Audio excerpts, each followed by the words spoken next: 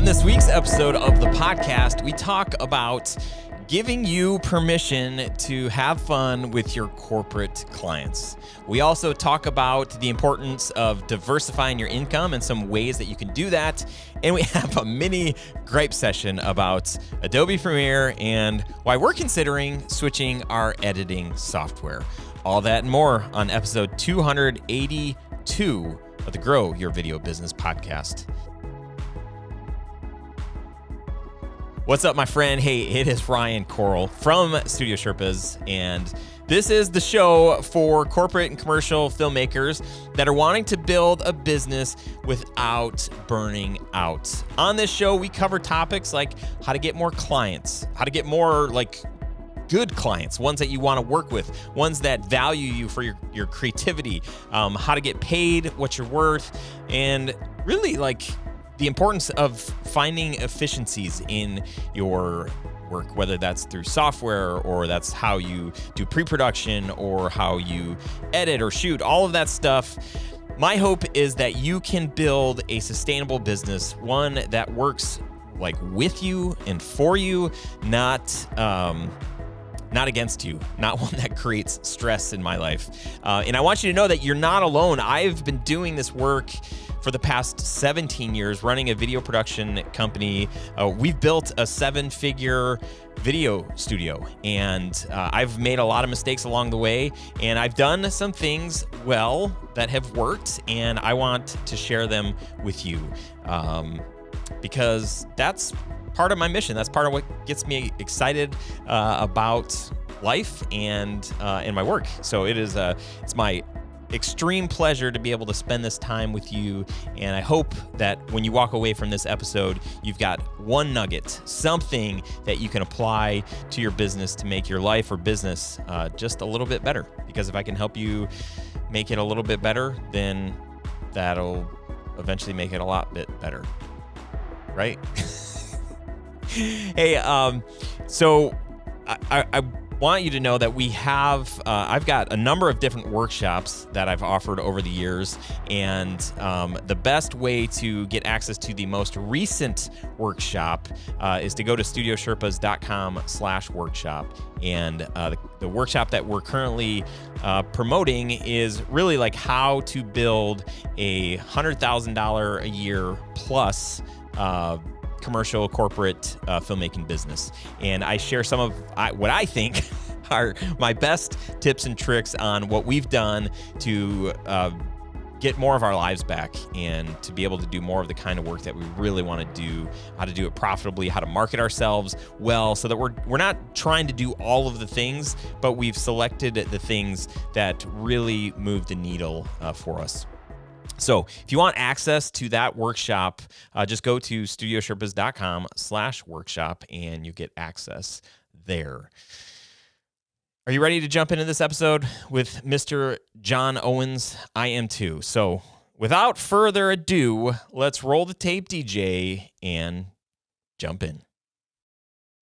What's up, friends? Hey, welcome to this episode. Today, I've got with me Mr. John Owens, who is the face, personality, and director of Frame Voyager. He's an avid Blackmagic design user and Grant Petty superfan. You can count on him to always provide helpful camera tech tips, honest product reviews, and a heavy dose of sarcasm. John Owens, welcome to the show, man. Thank you. Thanks for having me on. It's going to be fun.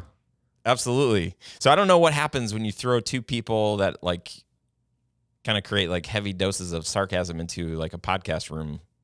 I just might find out. I mean, I love sarcasm. I think, the appreciation for sarcasm is not as good as it could be for it. And not everyone gets that you're being sarcastic sometimes. So sometimes you have to over-explain that you're being sarcastic. But, Then at that point, it's just never mind. Just next time, just laugh whenever. Yeah, I had one video I did on YouTube once where I'm like, why everyone wants a box style camera, and then someone's like, well, not everyone can want a box camera, and I'm like, well, obviously, that's not whatever. So yeah, it's always fun. That's amazing. Well, hey, tell me a little bit about Frame Voyager. What is it? How did it start? What would you say you do here?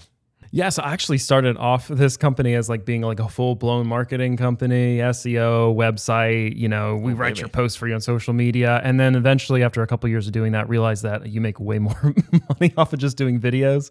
And it's way easier just to deal with it than it is like the whole marketing thing. And you got kind of get to specialize. And let's be honest, video is just fun. So kind of transitioned into that for the past probably like 4 years at this point. And then work with a bunch of like corporate clients, a bunch of, especially in the manufacturing space, which is very interesting, kind of doing almost like HGTV style internet series with them.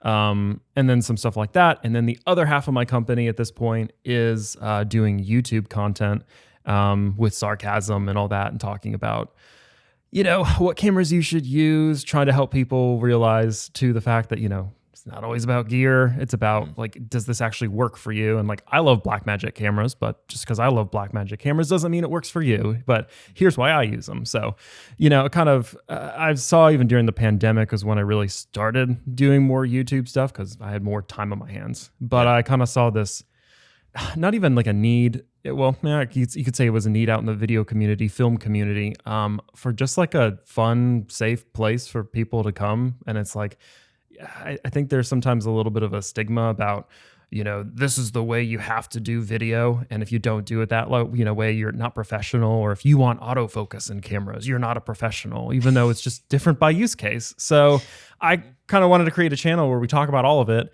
And we have a whole community on like a Discord and stuff where we talk from all over the world, and everyone's in different industries and kind of shares with one another. And instead of like the constant Facebook groups where people are just trolling people or, bashing all the new people. So I kind of wanted to create like a fun, sarcastic place for everyone to kind of talk about cameras.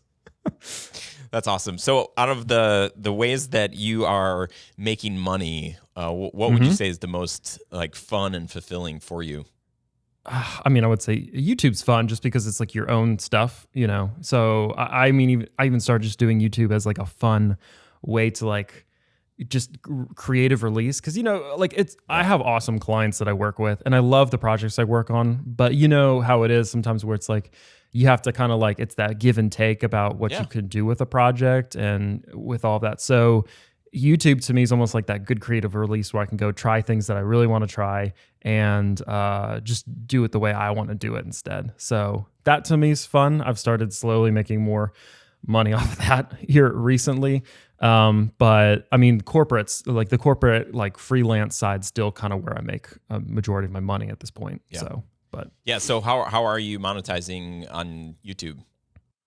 Through, just like your typical ad revenue, doing affiliate links. I've started doing some sponsorships with other companies and bringing some more onto that so I can start actually getting paid, to make some videos and stuff. So some of that, it's not bad. It's great having like a camera, channel because you get higher ad revenue rates because you already have the people watching you are actually like active buyers. Like they're looking to buy something all the time. So people spend more money ad revenue on yours than like a gaming channel. So it's actually surprisingly a little bit easier to get into when you actually have like a specific, industry that you're talking about. Even if I'm just talking, like funny, like camera speculation stuff, people still click and buy stuff off those videos. So yeah, it's been interesting. What's the rhythm?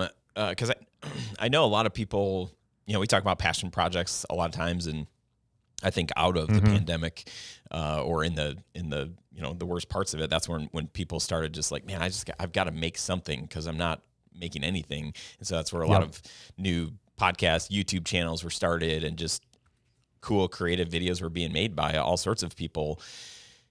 As you're, looking at, you've got this business where you're making a living, and then what I might call a side hustle, this YouTube thing. Yep. But is there like, do you think that you could build that into something that actually becomes more like your revenue generator? And then in the meantime, like how are you balancing your time with like, because there's a lot of business things that, you have to be doing with your production company. Yeah. Like, sales, marketing, all of that. So how are you doing that in a healthy way? Yeah, it's hard because I think even just like around the beginning of this year or like late last year, I started realizing I was like just like so much of a separation between the two where you're just like trying to give as much as you can to both of them, and it started to become too much. So I'm kind of transitioning into that role where I'm like working with assistant editors and having other people handle like lower level edits or different things. It's like I don't need to handle that. Like someone else can handle that. It's fine. And then trying to bring other people around me like that.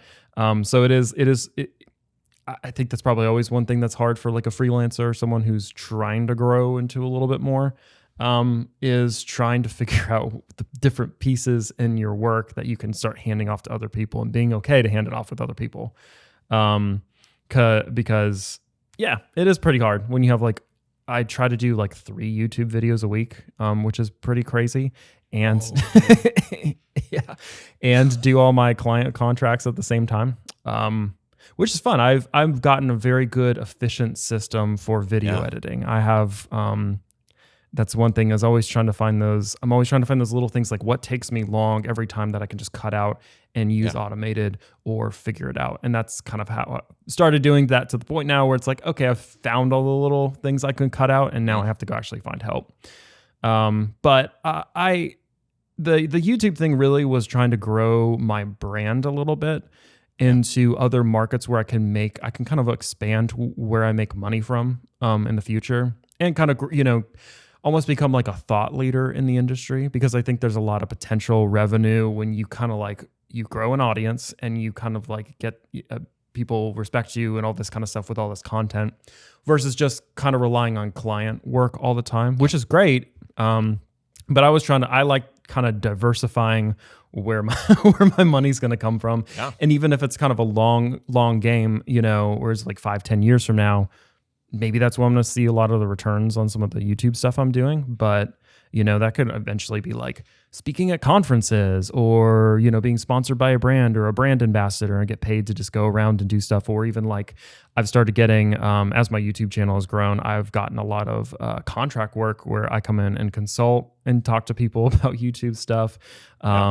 And some of that. So it's, it's job opportunities that I probably would have had if I hadn't put some time and effort into YouTube. And I kind of originally started out, I'm like, okay, I'm going to try this for like a couple of years. And if I'm not really getting the return on investment and I'm not seeing enough, positive growth, I'll switch course and I'll try something else. But at this point, it's working well. So I'm going to keep going with it until it seems like it's just either not financially feasible or it's just, I'm putting a lot of time into it with no return after, maybe 5-6 more years or something.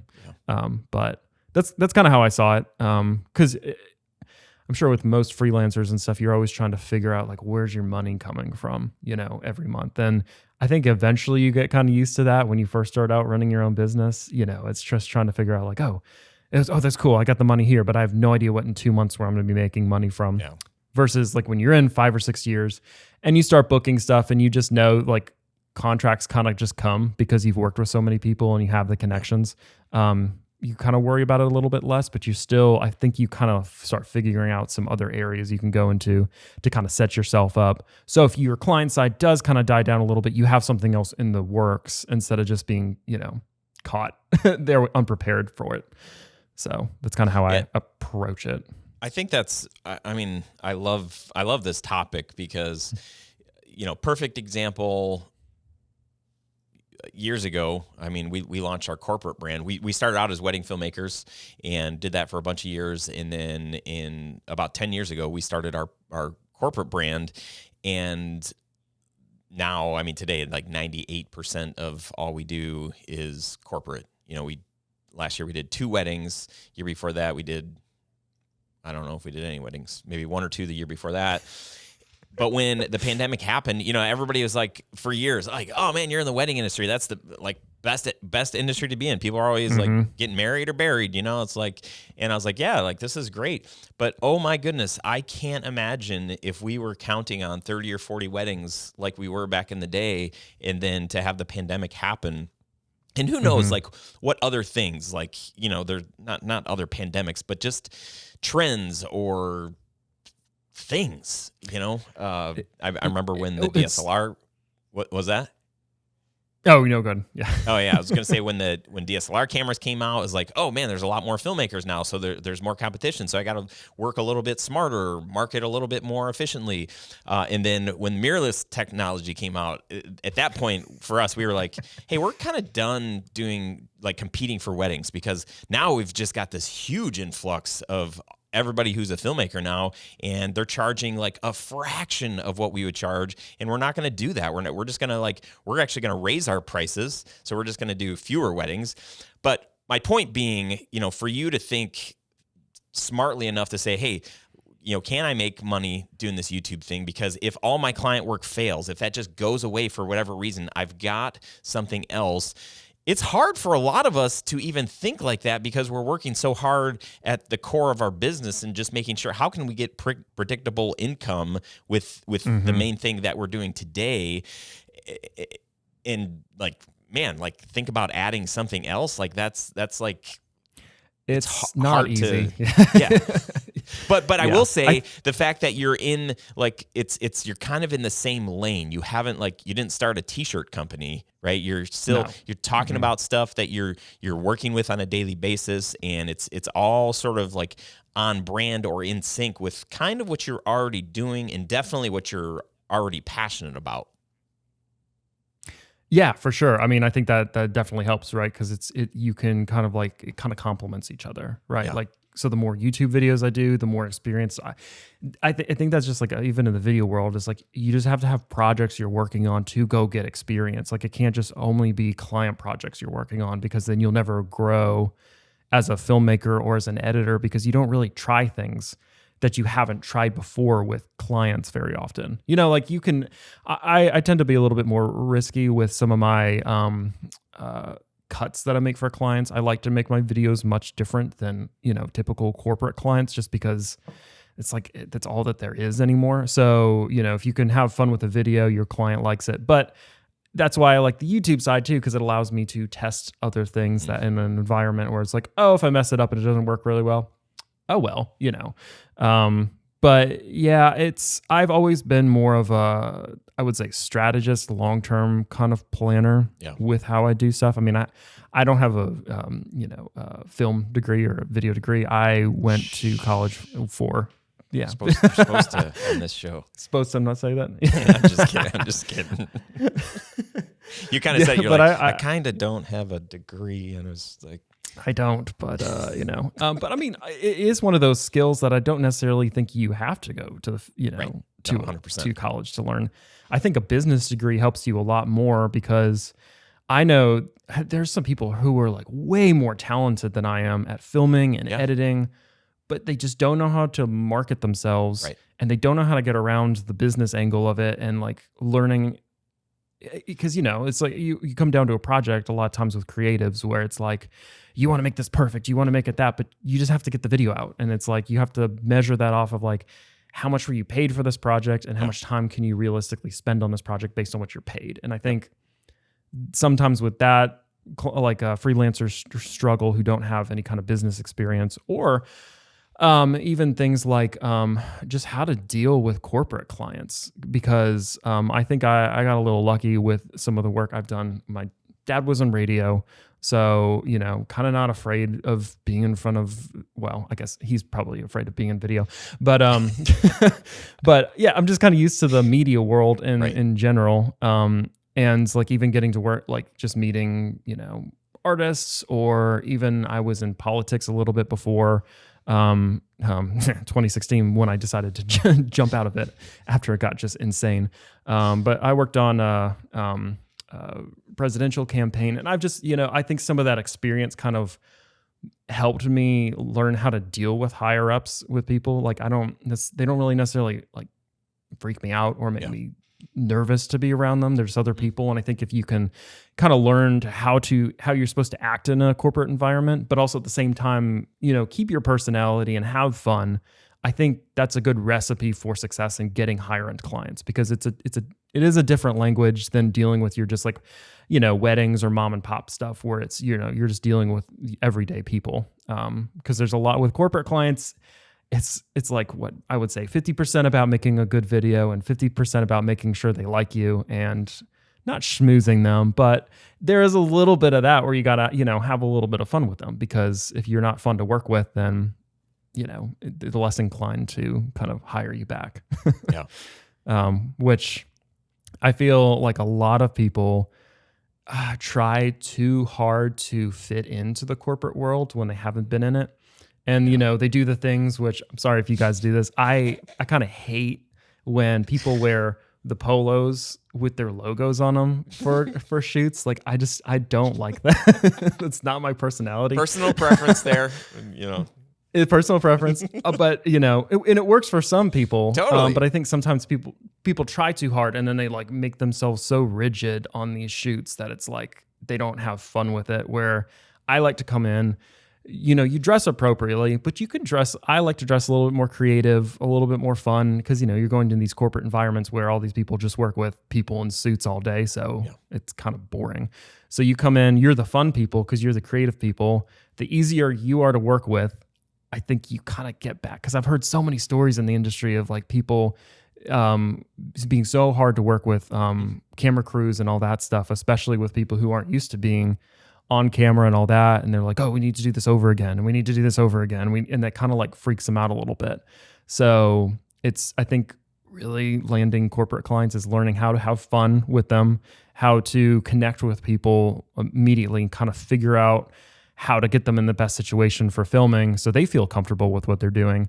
And then when things are going wrong, because I can't think of a video shoot where I didn't have something break, or 20,000 different problems that you're trying to fix, how to still have fun in that environment. And that even goes down to like hiring the people who are with you and making sure they're okay with that and they don't freak out, because then if it's not a fun environment the entire time, kind of leaves a bad taste in your like client's mouth and stuff. So I think from a corporate side, that's kind of what I've learned with, which I'm not sure if that was the question you asked me before I went on that little rant, but no, I do. I love where we ended up. I think for some people, like the polo, the brand on the t-shirt or the shirt or whatever, like that, like I know I've been doing this for a long time, and I remember when I first started, the guys that I was meeting were guys that had been in this industry for like 20 or 30 or 40 years, and there's there are people that are more serious, there are people that are more goofy and sarcastic, and I think in all of what you said is so good, because really, if you can just be your most true self when you're with your clients, whether that is like goofy, sarcastic, or it is like a little bit more buttoned up and just serious. If that's you, embrace it. That's great. But also know that you have the freedom. If there is, the bigger part of you, it's like, man, I wish I could like, unbutton this top button because this is not comfortable, and I feel like I need to look like this or be something that I'm actually not. Because similar to you, John, I've been in so many situations where, early on, I thought, I had to wear a sport coat, so I'd throw a sport coat over. This is what I thought you were going to say, like throw a sport coat over a t-shirt and like, try to look like the cool creative director or whatever. And I'm like, I don't ever wear a sport coat, like, so can I just get away with, obviously maybe not a hoodie, but a hoodie, but I'm in so many meetings with CEOs and important people, and today I'm so much more confident and comfortable in my own skin, as opposed to, 15 years ago, where I would just like, I'll say whatever I need to say. I need to learn this corporate language so that, I sound like them. And do I need to wear a polo? Because I'll, if I look like them, it'll all work out. But the more reps you get, the more it's like, you know what? I can actually crack a joke right now. It might not land well, but at least they know that I'm, a little bit goofy. And that goes a million miles. One of my favorite stories is we did this pitch for the University of Michigan, the business school. We made this silly little video that we played while we were in this meeting with all of these really smart and important people. And in the video, it was serious up until the very end, where I come back on camera and I'm like, we just made this video because, well, we weren't really sure what else to do. And then it like cuts and you kind of hear us kind of giggling in the background of the video. And I'm like, this is either going to land really well or it's going to totally flop. And the team, the video lights go on, and the team, a couple people had smiles, other people had straight faces. I think they had polos and logos on their t-shirts. Just kidding. And they said, hey, what you guys did within that video, in how you represented your brand, that's not us, but we want you to be able to do what you did for your brand. We want you to be able to do that for our brand. So we're not goofy, but the fact that you are comfortable in your own skin and you can represent that on video, that's what we want.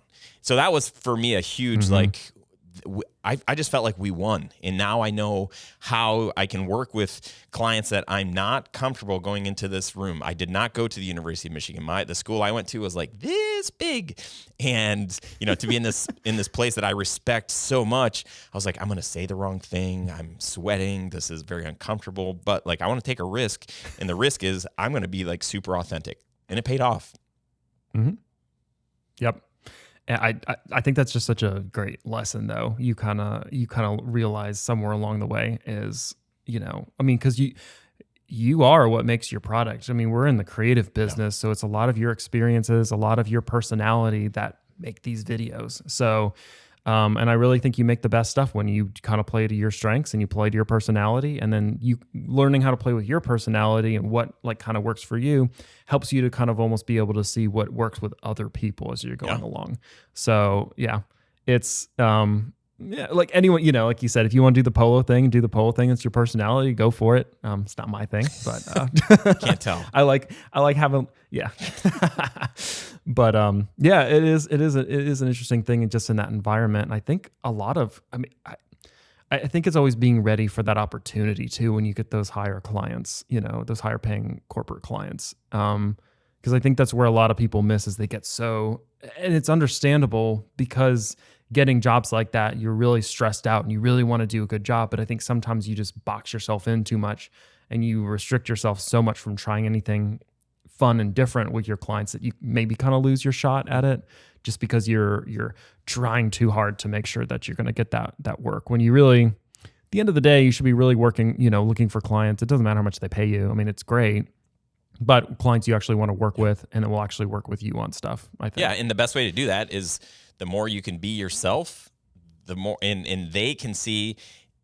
I mean, U of M could have been like, okay, Ryan, we're not into it. Your personality. We actually need somebody who's way more buttoned up and a lot more serious, takes themselves seriously. This video, you obviously didn't take yourself seriously, so we're just not a good fit. Yep. And that would have been fine if that was their brand, if that was their culture, but that was not their culture. They work with college kids who are, college kids. So I think they appreciated the goofiness, and that's great, because over a bunch of years after that, we've been working with the University of Michigan, and there's no like weird expectation that we need to be something else, and so we continue to find clients faster that are a better fit for us, because we're just like, hey, we're putting it out there. Here's who we are. Here's who we've worked with. We're not for everybody, and that's okay, So if we're not a good fit, like, let's figure that out as soon as we can. You can be on your merry way, and we'll be on ours. And or you could recommend someone else that might be a better fit. Like I totally agree, because at the end of the day, like you said, I mean, if you want to work with them for a while, they're eventually going to figure out your personality, or you're just going to get so frustrated working with them, where it's just such a much better situation when there's that mutual respect. Because it's weird with, like, I think freelancers, especially coming from like an actual job where you had coworkers, or you had that, your clients almost become your coworkers in a weird way. So you kind of want to work with people you enjoy, because you're probably going to be interacting with them on a weekly or monthly basis, and a good cool friendships have developed out of some of that, because you just work with the right people, and you work with the right people that like you. It helps you out in the long run, because you get more projects. There's a little bit more loyalty there than just, between a contractor and a person that hires them. Well, and the thing I always say is, like, fit in the right spot. Those kinds of people that you're, befriending, and like, oh, these are kind of like my coworkers. They like you, you like them. Project goes well. Well, guess who they hang out with?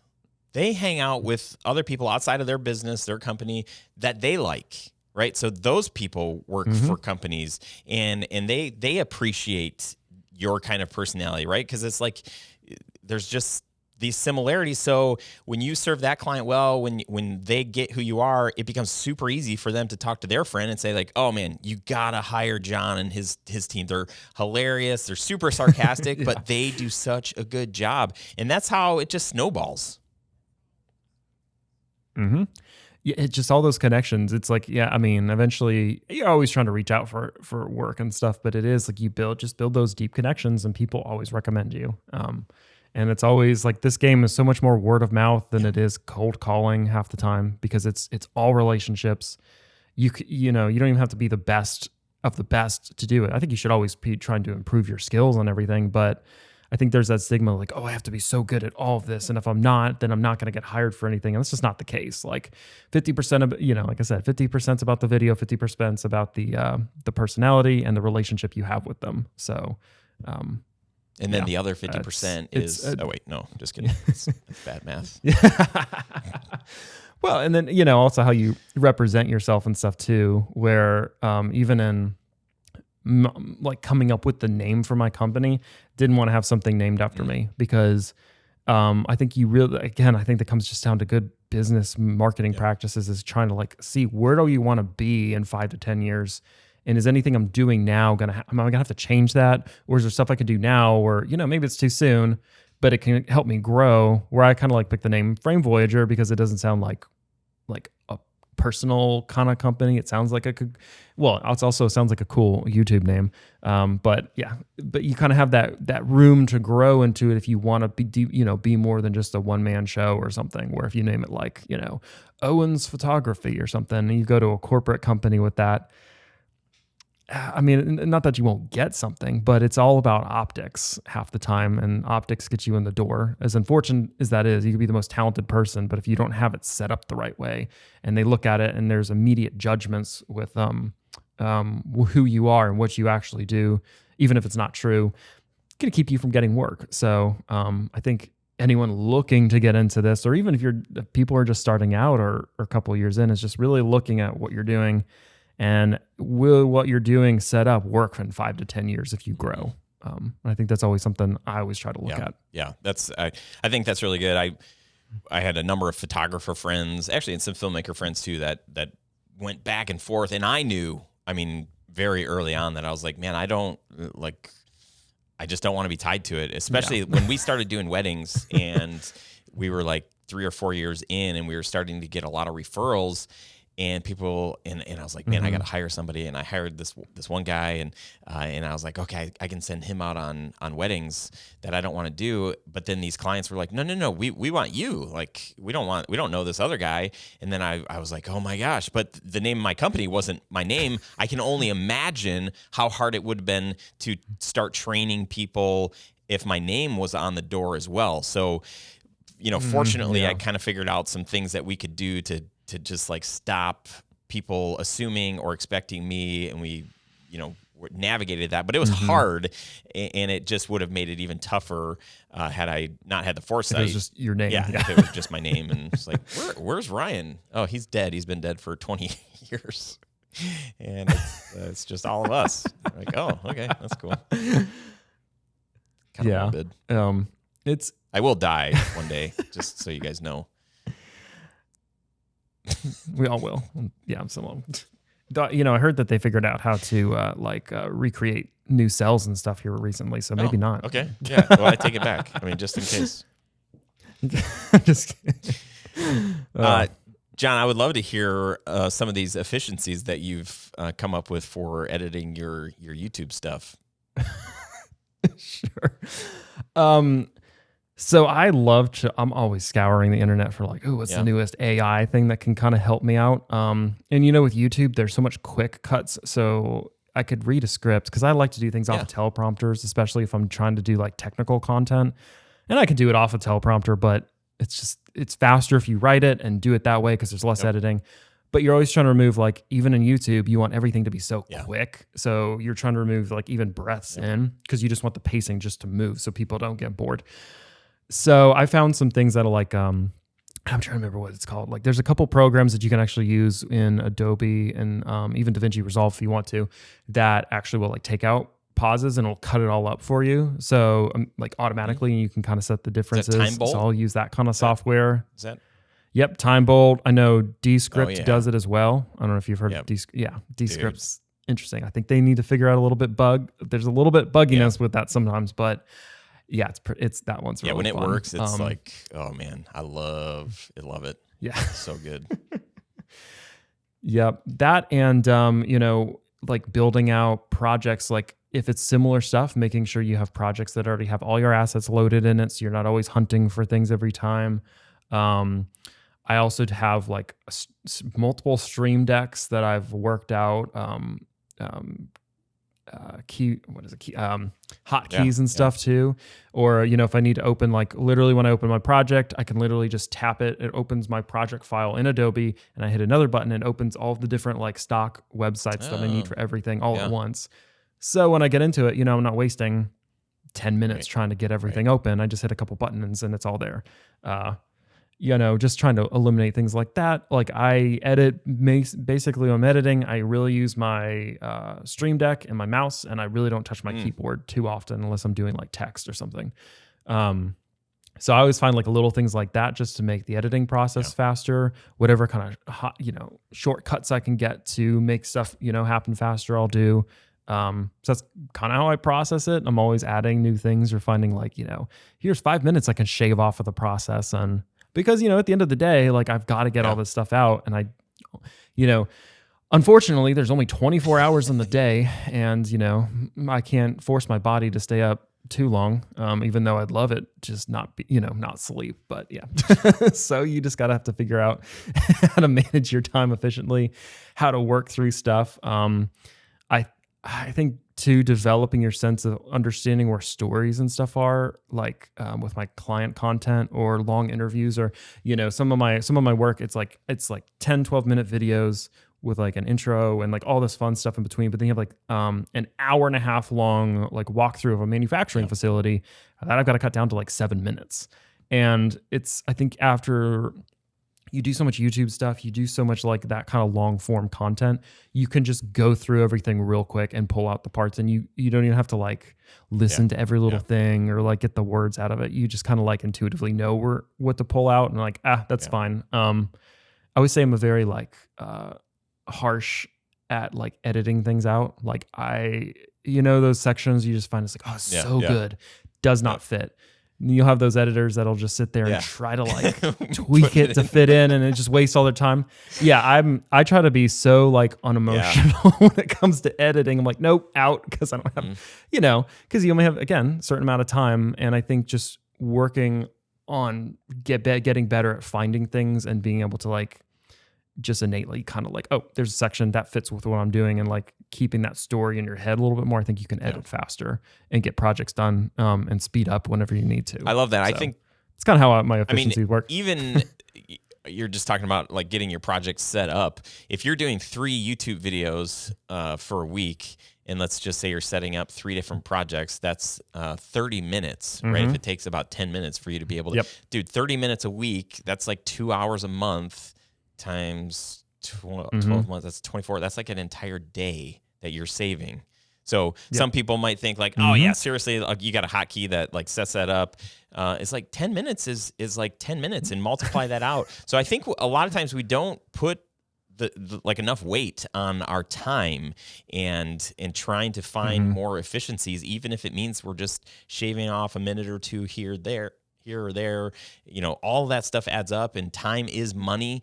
And I don't necessarily want to, if I've got 40 hours to work in a week, I don't necessarily want to have to work all those 40 hours. If I'm able to save myself, 2 hours, I might want to just leave work early every single day, or, leave work really early one day, or just not work a day because I found some efficiencies. So I think there's that too. There's like opportunity to make money, but there's also opportunity to rest and enjoy the things that we've worked so hard to have. Yep, which is always so hard in this industry because you always are on to the next project. So anytime you can save, just to be able to have like a good, family life at home and stuff, because that's always important. And I think it's so hard running your own business sometimes to try to have a good work-life balance, because it's weird because you really like what you're doing. I mean, my wife always jokes all the time about how my work is my hobby at the same time. So, I mean, which I'm sure it's the same for most video people, because it's just like, I love working at, like people will go out and do, play tennis at night. I like working on videos at night because I'm working on YouTube, so it's like a weird It's like, well, you're working, but I'm like, yeah, I am, but it's not really work. It's kind of a weird trying to figure out that balance. But yeah, any efficiencies I can come up with, because it makes you, like, at the end of the day, you think too, like, your time is your money. So the faster you can figure out how to do things, you're technically making more money per hour. So there's nothing wrong with that. I mean, that's good. I like that. Well, what are you excited about? We're like a third of the year, a third of the way through the year. So we have like 2/3 of the year left. What are your hopes for the rest of this year? Any big dreams or aspirations? I mean, I would love to get to like 25,000 subscribers on my channel at least by the end of the year. Try to build that up a lot more. Get to a place where I have an editor that can help me kind of, edit videos and get stuff out faster. So kind of that. I would love by, an end of the year, early next year, to really have like my social media content also kind of equaling my client content as far as like worth and value amount. That would be really cool. Which it's May already. I don't know how it's May already, but yeah, I guess that'd be kind of fun. Kind of move more into that and continue to grow the business and just find people that are interested in doing it and help me along the way. And it's always weird being a freelancer, I would say, where you're kind of like in that, like, you're by yourself and you're trying to find other creatives to work with because you kind of like crave working with other people at certain times. So it's always trying to just find new people to try things with and find people that fit well with what you're doing. Where in the world are you? Always trying to do. Actually, in South Carolina. Yes. So if you're listening and you're odd, but which is odd, which is it's kind of weird. Yeah. Is it weird? I didn't think it was. I mean, yeah. Some people think. Well, everyone always thinks I'm either in LA or I'm in Seattle, but that's probably because I always travel a lot and I always have like so much of my video content's like from other places besides South Carolina because there's not much here. Yeah, I like going to Alaska or Seattle or the mountains anytime I can. So what's the plan to go from you're at like 12,000 YouTube subscribers, and you want to almost double that. So how do you do that in 8 months? Well, I know we've been like almost like tripling or even more so than that, like our views and our watch time and our subscribers in the past 5 months since January, just by doing more videos. So, and like really focusing on getting better at making videos because it's, YouTube's an art in of itself. So it's always trying to find time to like watch other people who actually, learn how to make YouTube videos. You make YouTube videos, but then you got to really learn how like retention, audience, like what's going to keep people watching? What are some fun things you can do that are different than other people? And community, I think, is a big part of it too. I'm very active with the people who watch my content. We have Discord channel, so we're talking all the time. I try to answer as many comments as I can. Trying to get other people to help me out with that now, but just some of that kind of stuff and just being intentional about it. Because I think with building a channel like that, there's nothing like. Sure, some people start at different levels, I would say, with their experience in making content like that, but I think at the end of the day, if you're consistent with it and you're always trying to get better with the content you're making and you're always interacting with your community, you're gonna grow. Because half the people just fail at trying to do influencer stuff because they stop making it, because it's just, you slowly get returns and then it starts building and building. And then it's always like a slow analytics game, and you just have to keep plugging away and trying things and trying to figure out what works. And not everyone's always up for that. Yeah, exactly. Especially when there's bills to pay. So you're freshly back from NAB. Any big highlights you want to share with us? Mm-hmm. Oh, I'm trying to think. The biggest thing I think was there, or the biggest thing for this year, probably going forward, is cloud-based stuff. Specifically, like, Blackmagic came out with their Blackmagic Cloud Store, which is like their own NOS system that's incredibly insane, which I think is actually going to play into a lot of what Frame.io and Atmos and some others are doing, which it was, camera to cloud, where you're filming out there on the field, and as soon as you hit stop, it's uploading proxy files back to the cloud so your editors can start working on it.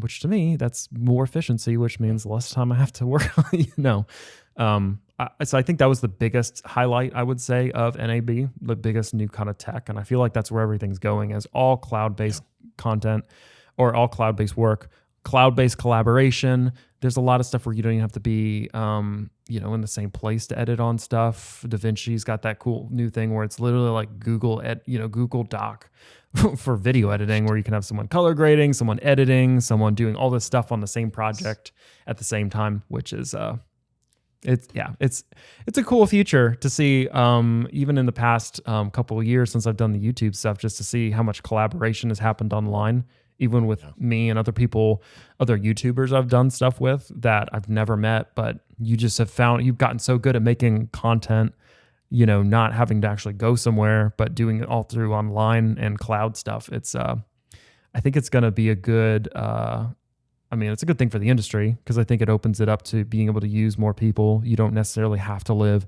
in LA to work on films anymore or projects so I think, like, out of the bad stuff that came out of the pandemic, I think there's some interesting, cool stuff that came out on how to collaboratively work with people around the world, and especially in the film industry.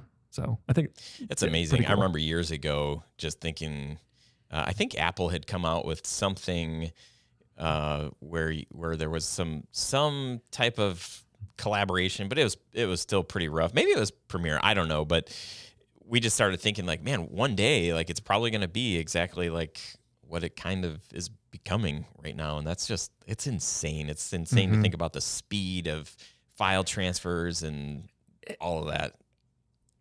It's so crazy. I mean, just even when I was growing up to what you can do now and how fast the processes are and how affordable everything is nowadays. I mean, even like getting your hands on Blackmagic cinema cameras, like, oh my gosh, pay like $1,200 to get a cinema camera and actually have like good quality footage out of it. And it's crazy.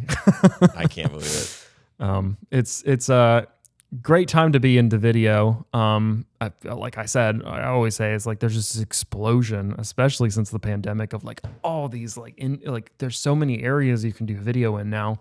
So it's really open for people if they want to get into it. Which I know frustrates some people, because you have a bunch of new people coming in trying to figure out how to do stuff. But, at the end of the day, it's kind of cool to see the whole community grow, and the whole, people kind of appreciate the art of filming and video when they actually try to do it and figure out how hard it actually is to do on some levels. Sure. That's good. Yeah. Well, dude, this has been fun. I'm so glad. Shout out to Tim LaPointe, who made the introduction here.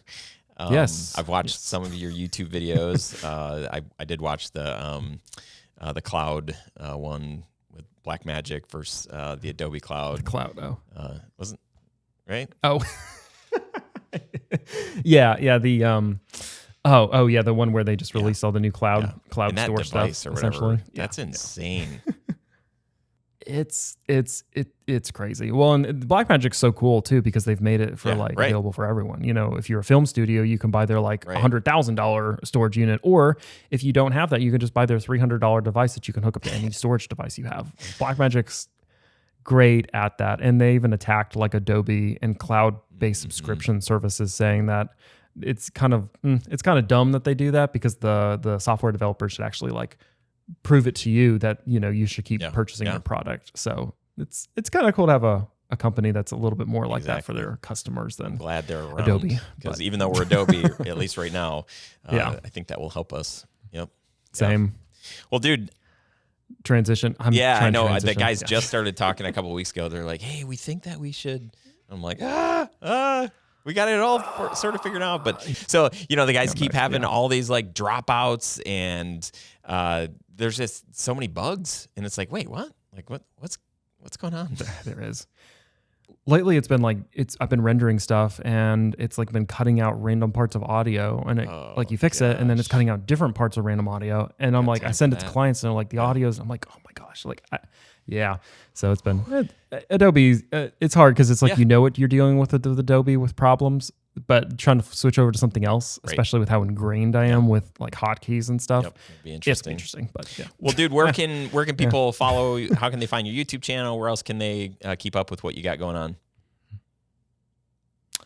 Pretty much. I mean, we're on Instagram, Twitter. We're just starting to do TikTok now, but I mean, our main stuff really is on YouTube. So you can just type in Frame Voyager on YouTube or even Frame Voyager on Google, and our videos will show up. So it's pretty easy. And then, if anyone's interested in like talking with a whole group of filmmakers and video people in different industries from like all over the world, we have a Discord group too, which you can find linked in our videos or even on our website as well at framevoyager.com. Awesome. Pretty easy. Well, this is great. Yeah. Absolutely. Yeah, how do you want to leave us today? I don't want to leave us.